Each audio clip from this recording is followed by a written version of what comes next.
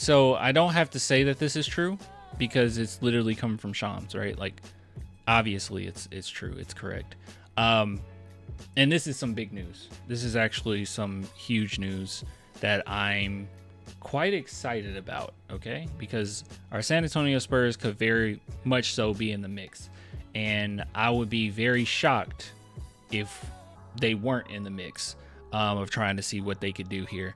So check this out. So this is from Shams. It says the Celtics are willing to listen to trade offers for Dylan Brown and Derrick White. I've seen a few Spurs fans advocate for Dylan, or not, did I say Dylan Brown? Jaylen Brown. I'm not a big fan of that, right? I'm not. But Derrick White, dude, yes, bring him back. Bring him back. I know a lot of people would bring up the contract. We'll figure something out. Okay. I'm not worried. I'm not worried. Okay. That's not my job to worry about that. So here it is. Our team's making big offers and calling about Jaylen Brown and Derrick White 100%. The Celtics prefer not to trade them from my understanding, but listening, if they get a big offer, they have to look at everything. And I think they're going to get, offers on the 3 guys that they're focused on. They're going to get offers potentially on Derrick White and Jaylen Brown. And I think between now and the draft and free agency, there's going to be they're going to evaluate what makes sense from a value perspective.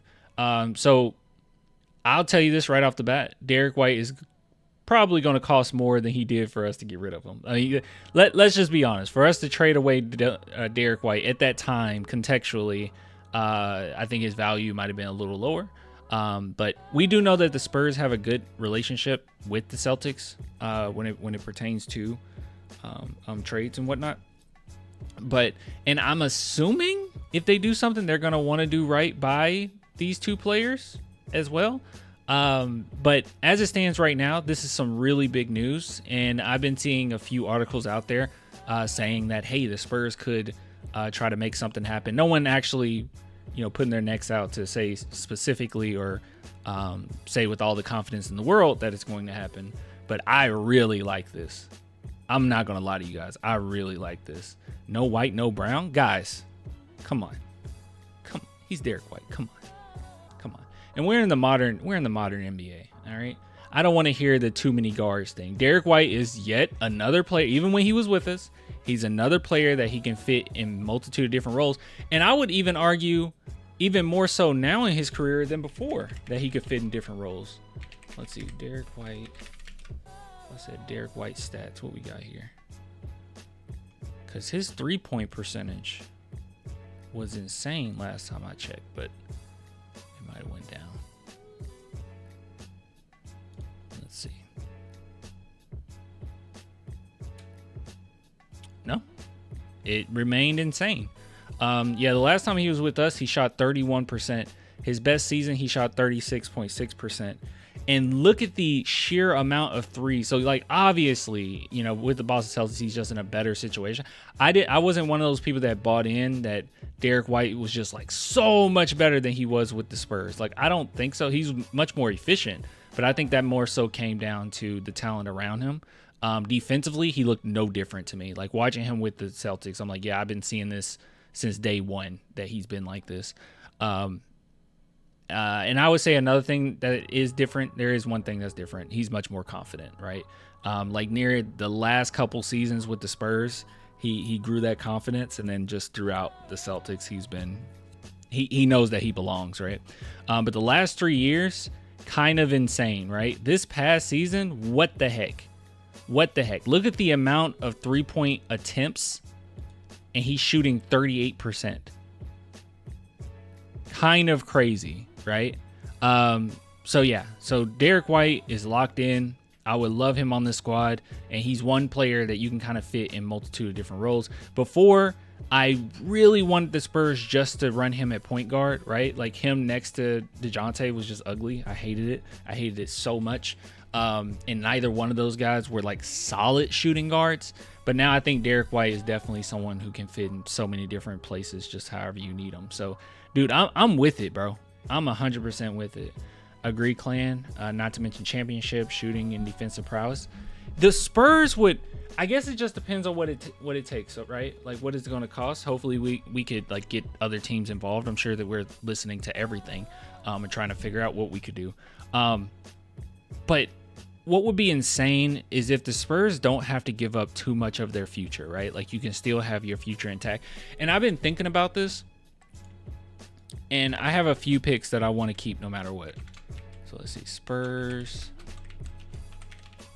And I do have a future pick that I don't care about. Maybe a couple that I don't care about. Okay. So which ones would I want to keep? So if the Spurs can manage to keep their future bright while winning now, dude, we'll be speed running into our dynasty era. Like, and I was not expecting it to be this quick. So 2025, I'm willing to give up the 14th, especially if it means we get KD, right? I don't want to give up the Atlanta swap, so that's one I want to keep. But which ones do not mind giving up? 2026, this is why you stack all these second round picks, right? Like you're not going to use these. Like Spurs might use one. They're not going to use all four.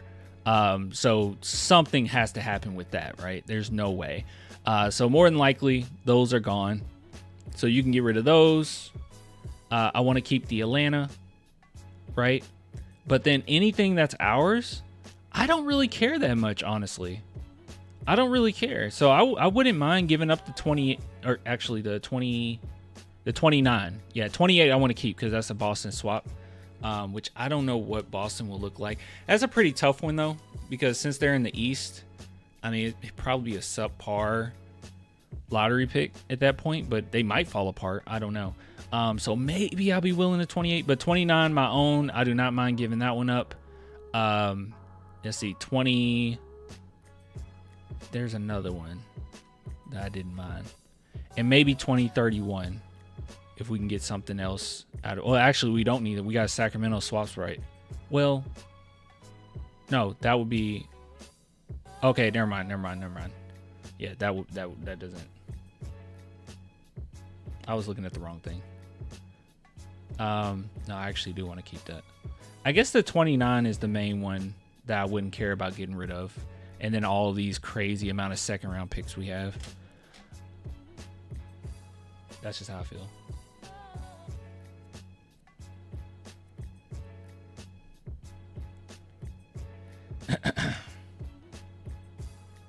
Can't trade till after the finals. Yeah. Trades would happen after finals.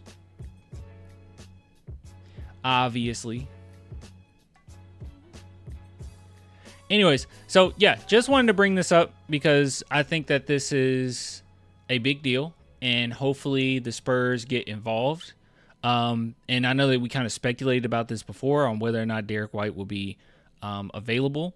But now it sounds like the line is open, right? And I would not be shocked by any means if the Spurs are in these groups of conversations, right? So anyways, but as of right now, I guess the 29 is one I do not mind giving up. Multitude of seconds, and then the 14th, this pick I don't mind giving up.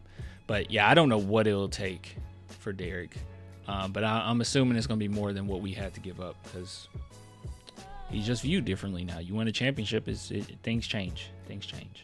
So yeah.